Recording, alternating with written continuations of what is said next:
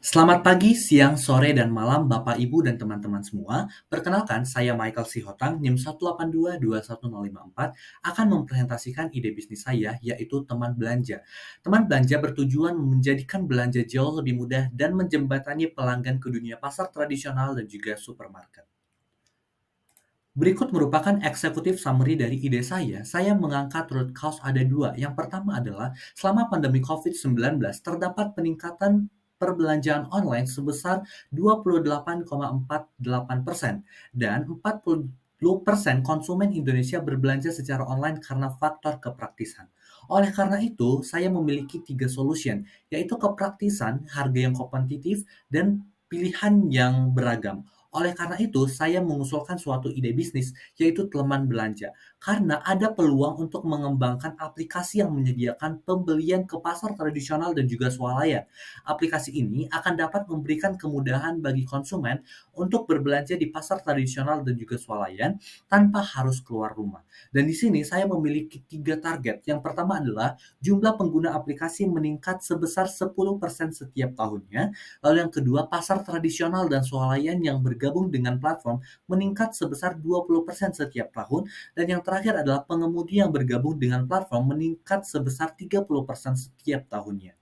Oleh karena itu, saya menyusun ide bisnis ini menggunakan 24 step yang telah diajarkan di mata kuliah Kapital Selekta Sistem dan Teknologi Informasi.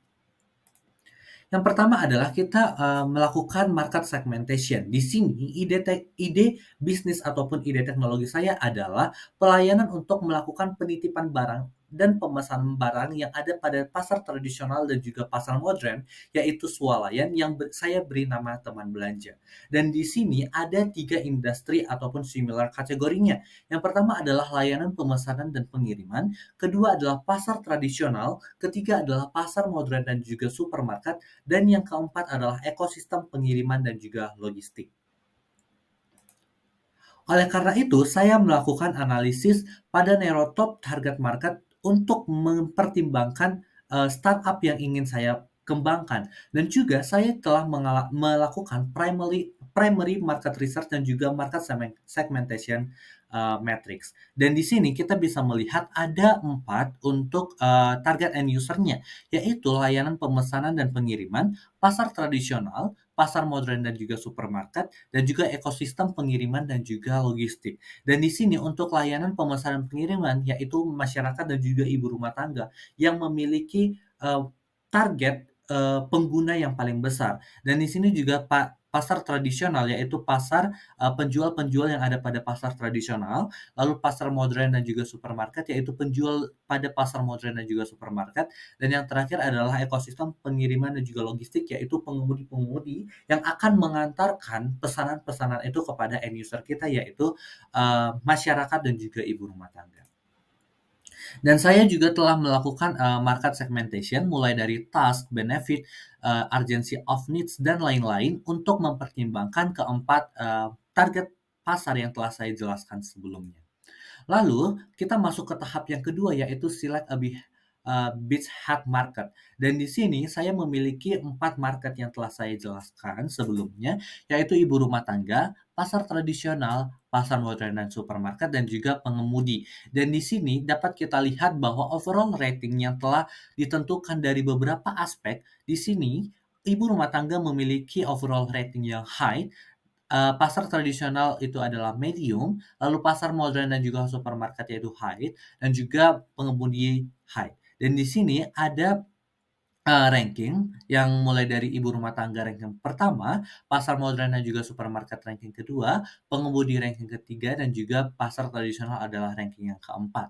Dan di sini ada kesimpulan, yaitu teman belanja memiliki target pengguna yang luas dan akan menjawab permasalahan masyarakat yang ada. Dengan teman belanja juga akan memperluas pasar dari pasar tradisional dan juga modern, serta membuka lapangan pekerjaan, yaitu bagi pengemudi-pengemudi yang ada.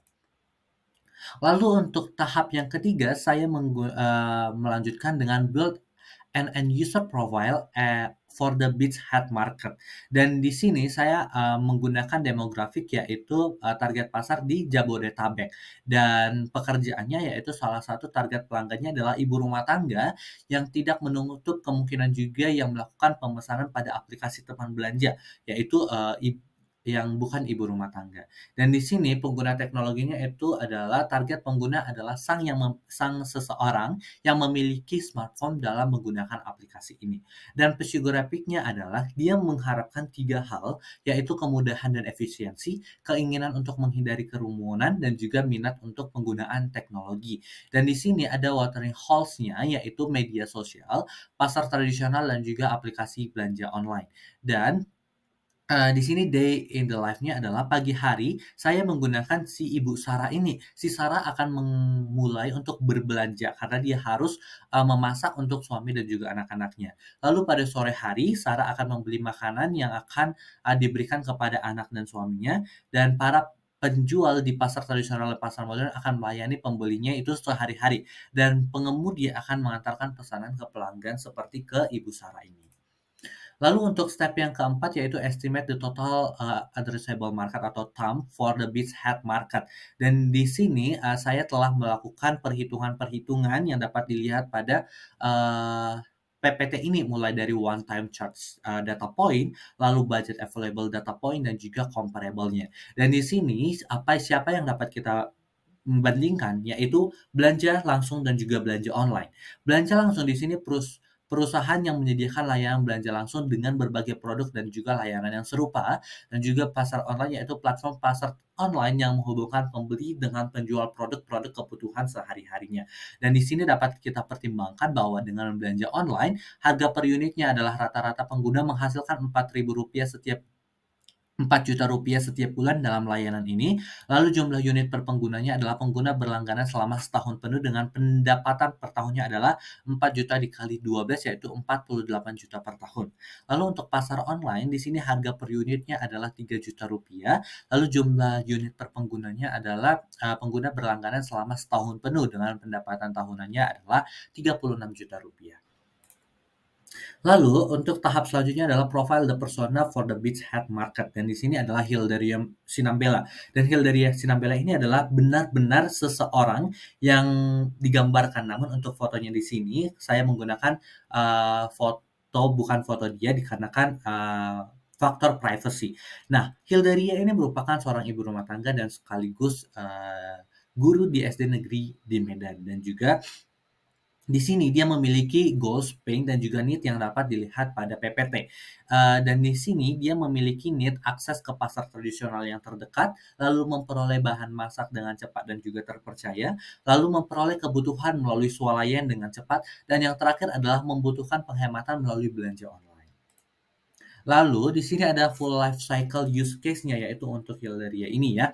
Nah, di sini pertama, saya membuat sketch of how the end user currently solve the problem, yaitu saya menggunakan, wawancara dari Hildaria dan ini untuk jawabannya, yaitu dia akan pergi ke pasar tradisional, antri dan berdesak-desakan, lalu pilih dan beli sendiri, dan angkut belanja itu sendiri. Dan di sini saya juga melakukan sketch how the end user will use your product, yaitu teman belanja ini.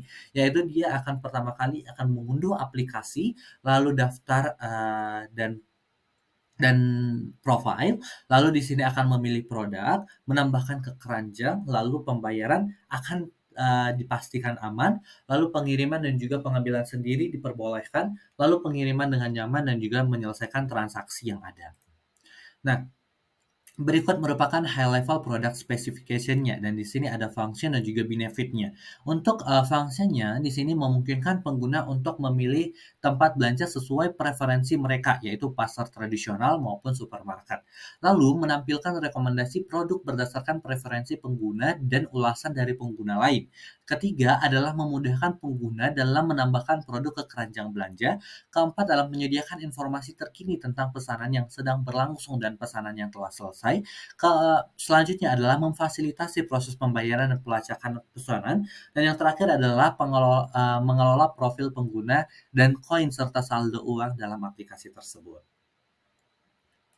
Dan berikut untuk, mockup dari aplikasinya dan di sini saya menggambarkan ada 5, mulai dari beranda, rekomendasi, keranjang, pesanan, dan juga profile. Nah, setelah iterasi dan juga perbaikan yang dilakukan berdasarkan masukan-masukan, Persona, telah menyimpulkan bahwa spesifikasi produk tingkat tinggi ini menarik dan memenuhi prioritas mereka dan mereka menghargai respon terhadap saran mereka dan percaya bahwa aplikasi ini akan mengatasi kebutuhan mereka, dengan efektif.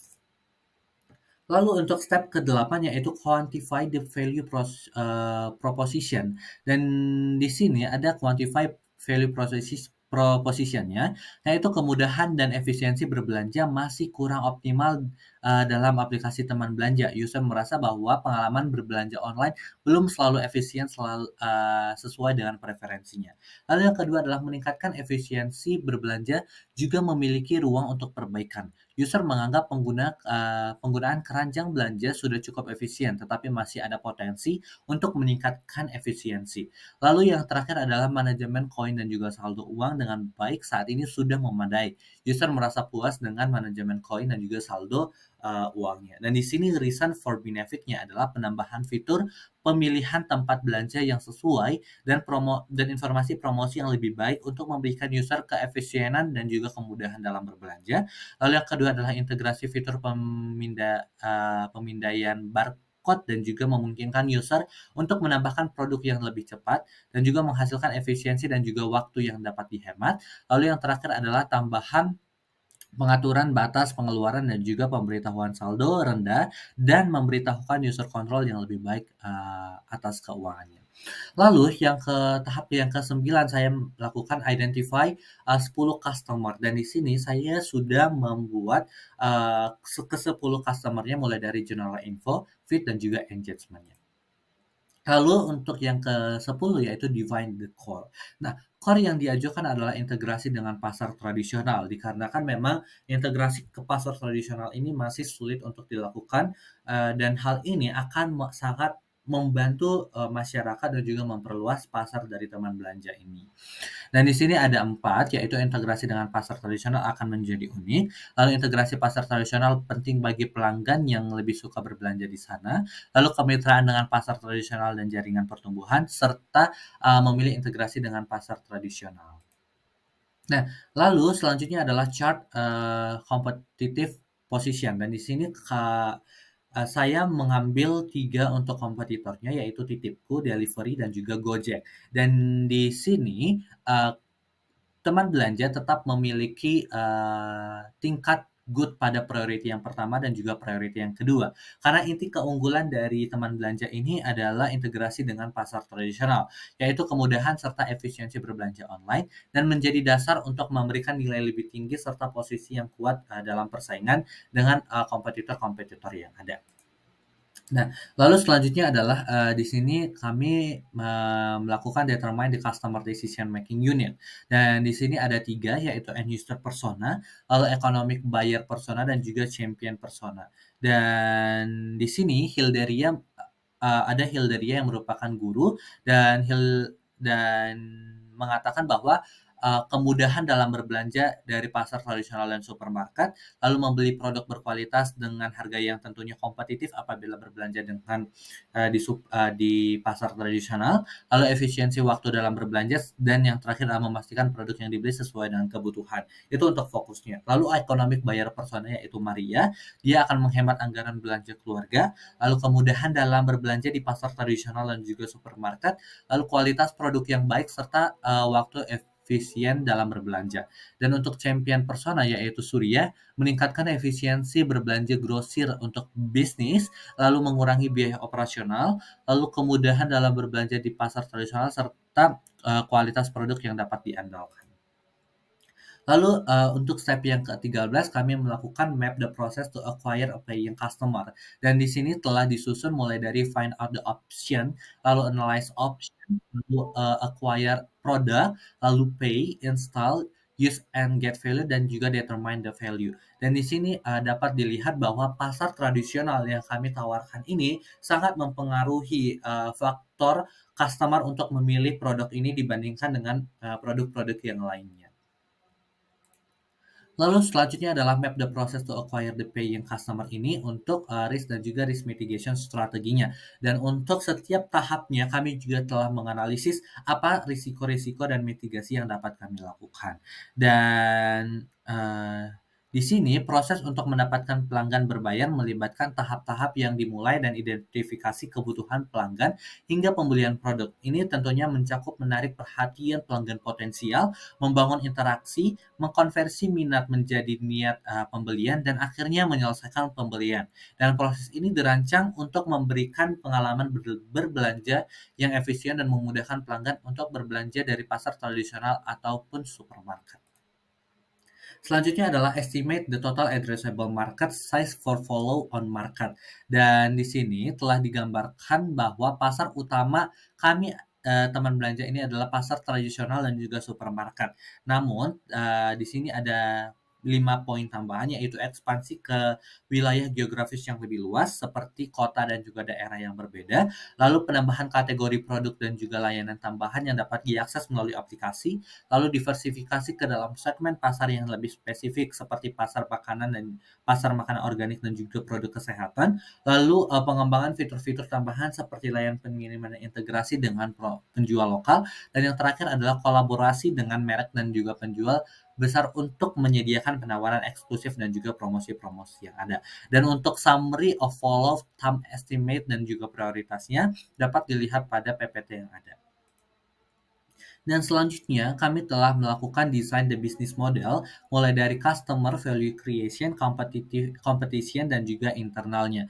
Dan di sini sudah dibuat pros dan juga cons dari biaya berdasarkan jumlah pesanan, lalu biaya berdasarkan jumlah produk yang dipesan, dan juga biaya berdasarkan jumlah transaksi. Dan di sini teman belanja akan membentuk model bisnis e-commerce yang akan melayani pembelian barang yang akan disediakan oleh pasar tradisional dan juga pasar modern yang dapat dipesan oleh pelanggan melalui platform yang akan kami sediakan. Lalu untuk di sana bisnis ini juga, bisnis model yang akan kami pilih dan kenapa telah kami jelaskan dan di sini ada 4 poin yaitu fleksibilitas pengguna customer, lalu pendapatan berulang, pendapatan tambahan dan juga, competitive advantage. Dan kami melihat bahwa pelanggan memilih preferensi yang beragam dalam, cara mereka ingin membayar. Dan dengan model bisnis ini kami memenuhi berbagai kebutuhan pelanggan dengan model hybrid, model. Kami berharap dapat mencapai keseimbangan antara pendapatan berulang dan juga pendapatan tambahan, serta mempertahankan fleksibilitas untuk memenuhi berbagai kebutuhan dari pelanggan tersebut. Dan bagaimana eksperimen ini kami dilakukan? Untuk menguji hipotesis-hipotesis kami tersebut, kami menggunakan A/B testing untuk membandingkan tingkat konversi antara berbagai model pembayaran, lalu survei pengguna untuk mengukur kepuasan pelanggan dan juga preferensi pembayaran, dan yang terakhir adalah analisis data untuk pendapatan juga churn rate untuk memahami kinerja dari model bisnis ini. Lalu selanjutnya adalah set your pricing framework dan di sini kami telah melakukan, consideration in setting, an initial pricing framework-nya dan kami telah melakukan, analisis untuk kompetitor kami juga dan di sini titipku itu berfokus pada proses pemesanan barang dari luar negeri dengan model berbasis titipan. Lalu Gojek adalah platform layanan yang mencakup berbagai layanan termasuk pengiriman barang dan makanan. Harganya bervariasi tergantung pada layanan yang digunakan. Dan di sini delivery yaitu layanan pengiriman barang yang berfokus pada pengiriman barang dan juga logistik bisnis. Harganya mungkin berdasarkan jarak dan juga jenis barang yang dikirim. Dalam konteks teman belanja, Gojek mungkin merupakan kompetitor yang paling relevan karena keduanya menawarkan layanan pengiriman barang. Namun, titipku juga bisa dianggap relevan jika pengguna tersebut pengguna melihat teman belanja sebagai alternatif untuk membeli barang dari luar negeri. Namun untuk teman belanja belum menyediakan, namun untuk inovasi kedepannya akan menyediakannya.